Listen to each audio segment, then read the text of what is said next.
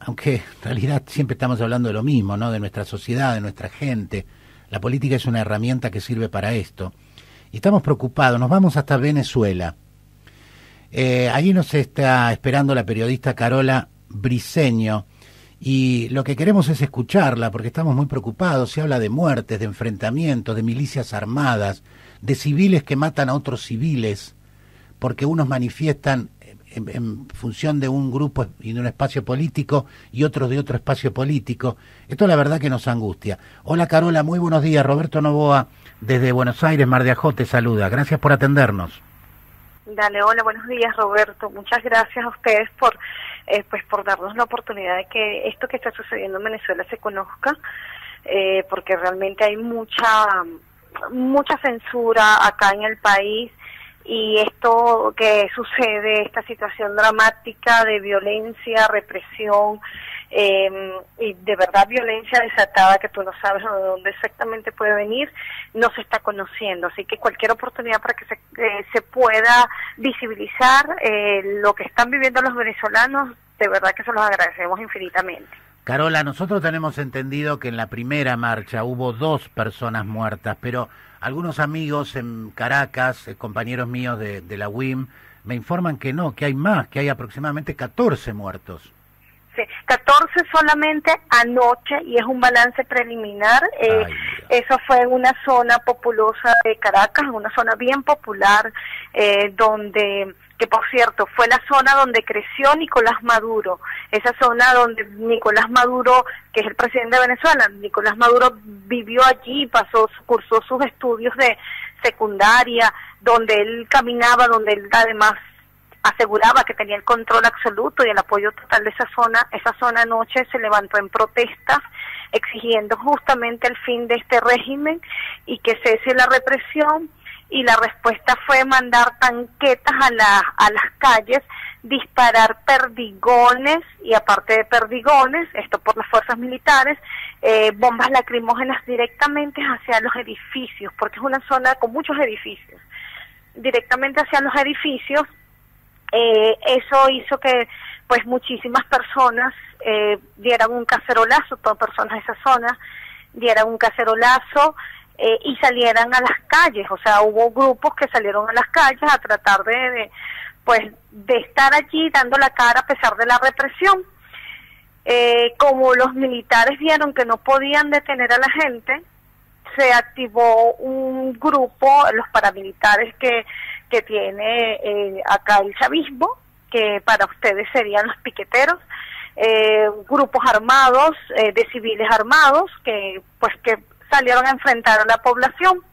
Entonces empezaron a haber disparos con armas de fuego, y aparte, algunos de esos civiles armados que apoyan al chavismo no se conformaron solamente con atacar a la población. O sea, la población estaba siendo atacada por las fuerzas militares, que debían más bien proteger a los ciudadanos, estaban atacando a la población civil, a los ciudadanos que están en contra del gobierno, y esos otros grupos paramilitares también los atacaban. Pero además de eso, esos grupos paramilitares salieron, o sea, se dispusieron a saquear una serie de negocios que había por la zona, panaderías, carnicerías, locales comerciales pequeños, de estos sectores populares, bodegas pequeñas. Los saquearon y arrasaron con todos esos sectores, y en medio de esos saqueos y en medio de los enfrentamientos hay hasta ahora un saldo preliminar, como te comentaba, de 14 personas fallecidas, solo en ese sector. Pero mientras eso sucedía en ese sector de Caracas, en otros 5 sectores de Caracas también había manifestaciones muy fuertes. No llegaron a registrarse esa cantidad de fallecidos, de muertos, de personas asesinadas. Solamente se habla de otro fallecido más en otra zona de Caracas, en la zona de Baruta, pero esa es la situación. 5 zonas más, aparte del Valle, que es donde hubo el mayor enfrentamiento, estaban también con toda esta situación de violencia muy fuerte. En medio de todo ese escenario, Roberto, permíteme contarte rápidamente, en medio de todo ese escenario, también sucedió algo extraño y irregular que los venezolanos todavía a esta hora de la mañana estamos tratando de buscarle una explicación lógica. En el Palacio Presidencial se prendieron las luces antiaéreas. Ajá. Se prendieron a esa hora de la madrugada, al mismo tiempo en el principal fuerte militar de Caracas, que es Fuerte Tiuna, que justamente está al lado del valle, de la zona donde hubo la mayor manifestación y donde hubo la mayor cantidad de muertos. Allí también encendieron las luces de emergencia, algo que normalmente esas luces, uno, son de emergencia, dos, no sucede nunca, o sea, nunca se prenden. Al mismo tiempo, el aeropuerto internacional de Maiquetía se quedó sin electricidad y no entraban ni salían vuelos. Y a las personas se les tenían restringidas, las personas que podían estar a esa hora de la noche, se les tenían restringidos en sus espacios, no podían moverse de sus espacios. O sea, una situación muy irregular, muy confusa la que hubo anoche acá en Venezuela. Fundamentalmente en Caracas fue donde anoche hubo la mayor cantidad de represión. En otras regiones del país también, por ejemplo en el estado Zulia, también anoche hubo una fuerte represión porque la gente salió a manifestar, y otras regiones donde hubo manifestaciones, pero sí la represión fue menor. Pero el estado de represión que ha venido teniendo la población venezolana por parte del gobierno Maduro en los últimos días ha venido escalando, ha sido muy fuerte. A ver, vamos a poner algunas cosas en claro, porque acá hay grupos políticos que respaldan a Maduro y a su accionar, basados en que se trata esto de un golpe de Estado. Maduro es un presidente electo constitucionalmente dentro de la democracia, ha perdido el Congreso y le ha pretendido sacar facultades y dárselo al Poder Judicial, que sí está bajo su ámbito. Los ciudadanos venezolanos que salen a la calle, lo que están pidiendo, Carola, son elecciones anticipadas, es decir, más democracia. ¿O me equivoco? Fundamentalmente lo que se pide en este momento es no solamente elecciones generales, sino el respeto a la Asamblea Nacional, nuevamente que se restablezca el orden constitucional, el orden democrático. Acá en Venezuela, desde que el Tribunal Supremo de Justicia asumió las funciones de la Asamblea Nacional, del Parlamento, y anuló al Parlamento, desde ese momento se rompió el orden democrático. Ajá. No se llega al punto de calificarlo completamente como un golpe de Estado, porque quizás no tenemos la vía tradicional de los militares tomando el poder y saliendo a las calles, pero de alguna forma es un golpe a la democracia. Se rompió el orden democrático efectivamente porque acabas con los poderes, la separación de poderes, y acabas, un poder asume las responsabilidades de otro poder, que además constitucionalmente eso está negado por todavía. Sucede esa situación, se pronuncia la OEA, se pronuncian todos los organismos internacionales y la comunidad internacional ante obviamente la ya evidente muestra de autoritarismo y de abuso de poder de parte del gobierno. Sin embargo, el gobierno no cede en su posición y se mantiene en la misma en el mismo tono, incluso cada vez más agresivo. Los ciudadanos al principio pedían que por lo menos las elecciones a gobernadores, que son las elecciones regionales, se cumplieran. Ojo, para que puedan entender, ese es el proceso electoral, está retrasado. Debió haberse realizado ya, no se ha realizado. Está bien. Entonces, está bien. ¿qué están pidiendo los ciudadanos? ¿Qué pidieron los ciudadanos en un principio, antes de que se desatara toda la represión? Por lo menos, uno, que se restituyera el orden democrático, y dos, que hubiese elecciones regionales.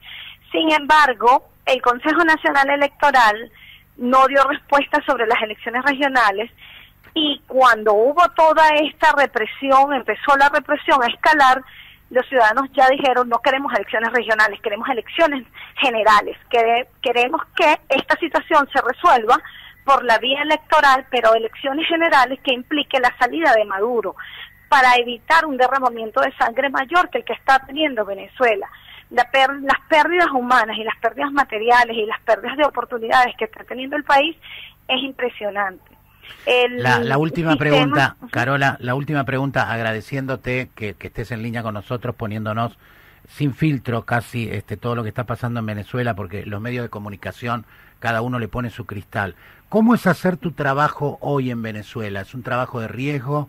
El trabajo periodístico, ¿Estás asustada? ¿Te persiguen? ¿Lo podés hacer con independencia? ¿Cómo es realizar tu trabajo hoy en Venezuela? Bueno, efectivamente, hacer el trabajo periodístico hoy en Venezuela es riesgoso, más riesgoso que lo que podía hacer hace unos años, y caramba que en Venezuela ha sido riesgoso hace 18 años que llegó el gobierno, porque a la prensa se la ha visto como el enemigo al que hay que destruir y al que hay que acallar. En este momento los periodistas están haciendo un gran esfuerzo por transmitir la información. Sin embargo, normalmente a las zonas donde hay conflicto podemos tratar de estar sin exponernos mucho, porque en lo que estos grupos armados identifican que hay una persona que puede ser periodista o que puede registrar y grabar lo que está sucediendo, inmediatamente lo atacan, le disparan o tratan de sacarlo del juego. Sí, es muy riesgoso. Eso por un lado. Las autoridades también. Las autoridades, si ven a la prensa, no es que van a proteger a la prensa, sino que más bien van a tratar de llevarse detenido a la prensa. Tienen el ejemplo de los dos periodistas que trabajan para un medio francés, que estaban acá en Venezuela haciendo un trabajo y fueron detenidos solamente por estar haciendo un reportaje.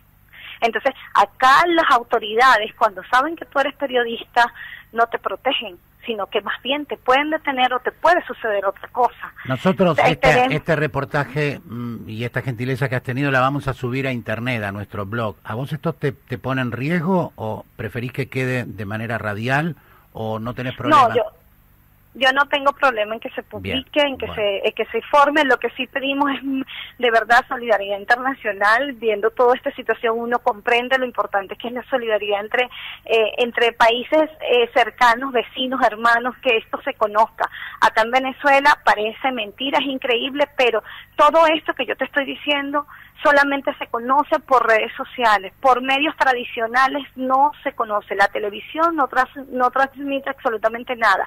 En el momento que la televisión transmite algo, es sacada del aire. Por ejemplo, esta semana, 3 canales internacionales que están en cableras transmitieron parte de lo que estaba sucediendo en Venezuela y de inmediato los tumbaron de la programación, salieron de la programación sin explicación alguna y sin proceso legal alguno. Lo sabemos porque TN, que sale por DirecTV, lo levantaron y no se pudo ver allá en Venezuela.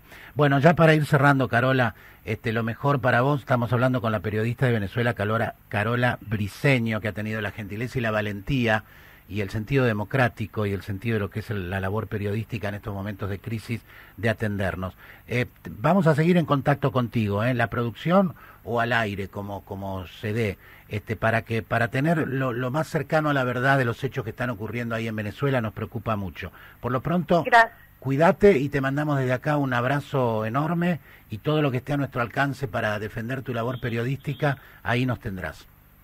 Dale, Roberto, muchas gracias. Gracias a los hermanos de Argentina y a todo tu equipo por estar pendiente de Venezuela y tratar de difundir lo que sucede acá. De verdad que en estos momentos necesitamos que se visibilice lo que está pasando en Venezuela, porque esto es un hecho que puede repetirse fácilmente en cualquier otro país de la región si esto no se conoce y si los países y los ciudadanos de los distintos países no están alerta y no conocen las tácticas que utilizan desde el poder para imponerse y tratar de vulnerar el orden democrático y los derechos de los ciudadanos.